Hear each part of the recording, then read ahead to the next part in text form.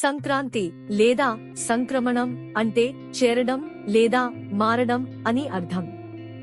సూర్యుడు మేషాది ద్వాదశ రాశులందు క్రమంగా పూర్వరాశి నుంచి ఉత్తర రాశిలోకి ప్రవేశించడమే సంక్రాంతి. జయసింహ కల్పద్రుమం అనే గ్రంథం సంక్రాంతిని ఇలా నిర్వచించింది.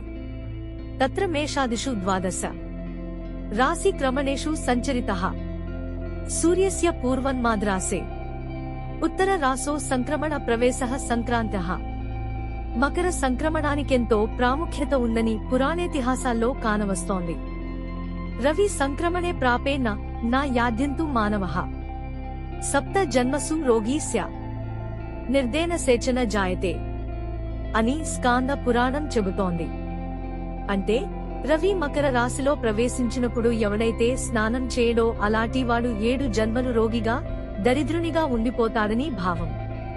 పురాణాల ప్రకారం సూర్య భగవానుడు ఈ రోజునే తన కుమారుడైన శని ఇంటికి వెళతాడు. ఆయనం అనగా పయనించడం అని అర్థం. ఉత్తర ఆయనం అంటే ఉత్తర వైపు పయనించడం అని అర్థం. సూర్యుడు భూమికి కొంతకాలం దక్షిణం వైపు పయనించాక దక్షిణం వైపు నుంచి ఉత్తరం వైపు పయనించనారంభిస్తాడు. సూర్యుడు పయనించే దిక్కును బట్టి దక్షిణం వైపు పయనిస్తున్నప్పుడు దక్షిణాయనం అని, ఉత్తరం వైపు పయనిస్తున్నప్పుడు ఉత్తరాయణం అని అంటారు. ఉత్తరాయణం పుణ్యకాలం అంటే దక్షిణాయనం పాపకాలం అని అర్థం చేసుకోకూడదు. దక్షిణాయనం కూడా పుణ్యకాలమే. అయితే ఉత్తరాయణం విశిష్టత వేరు. ఉత్తరాయణంలో లయకారకుడైన పరమశివుడు మేలుకుని ఉంటాడు. ఈ కాలంలో వాతావరణం ఆహ్లాదకరంగా ఉండడం వలన పుణ్యక్షేత్రాలు, తీర్థయాత్రలకు అనువుగా ఉంటుంది. మనం ఉత్తర దిక్కును, ఉత్తర భూములను పవిత్రంగా భావించడం వల్లనూ, వేద జననం ఉత్తర భూముల్లో జరగడం వల్లనూ, హైందవ సంస్కృతి, జ్ఞాన విజ్ఞానం, భాష, నాగరికత ఉత్తరాది వైపు నుండి దక్షిణాది వైపుకు రావడం వల్లనూ, సమస్త భాషలకు తల్లి అయిన సంస్కృతం ఉత్తరాది వైపున పుట్టడం వల్లనూ, సమస్త ఋషులకు, దేవతలకు, పండితులకు ఉత్తర భూములే ఆవాస నివాస స్థానాలు కావటం వల్లనూ, ముఖ్యంగా ప్రత్యక్ష నారాయణుడు సూర్య భగవానుడు ఉత్తర పద చలనం చేయడం వల్లనూ ఉత్తరాయణ కాలంను పుణ్యకాలంగా హిందువులు భావించారు. సూర్యుడు పయనించే దిక్కును బట్టి భూమిపై వాతావరణంలో మార్పులు సంభవిస్తాయి. సూర్యుడు సంవత్సరంలో 6 నెలలు ఒకవైపు అనగా దక్షిణం వైపు, మరో 6 నెలలు ఒకవైపు ఉత్తరం వైపు పయనిస్తూ ఉంటాడు. భూమిపై రాత్రి పగలు ఎలా ఉన్నాయో అలాగే దేవతలకు కూడా రాత్రి పగలు ఉంటాయని, సూర్యుడు భూమిపై దక్షిణం వైపు పయనిస్తున్నంత కాలం రాత్రిగాను, ఉత్తరం వైపు పయనిస్తున్నంత కాలం పగలుగాను అభివర్ణించారు.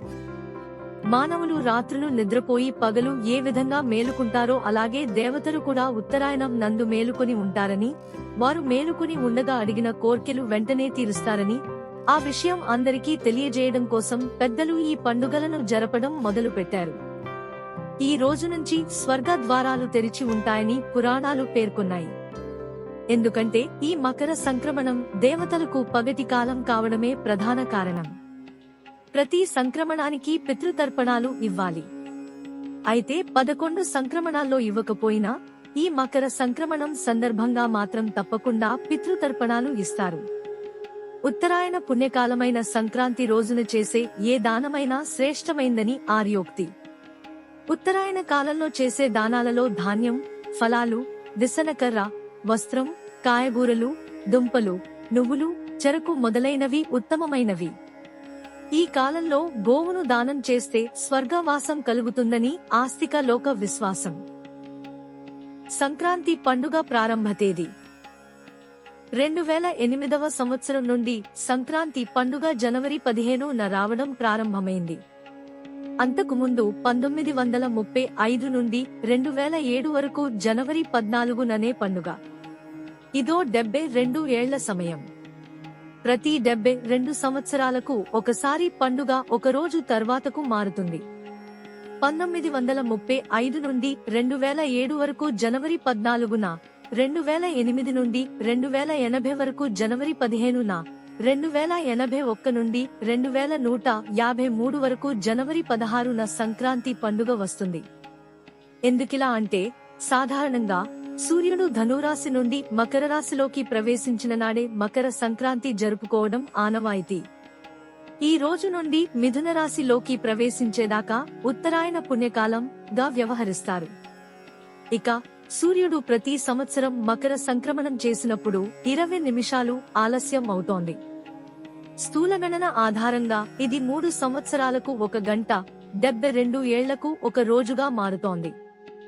ఈ లెక్కన ఇంగ్లీష్ క్యాలెండర్ ప్రకారం 72 ఏళ్లకొకసారి సంక్రాంతి తర్వాతి రోజుకు మారుతుంది. జనవరి 16న సంక్రాంతి రావడం ఎలాగూ మనం చూసే అవకాశం లేదు.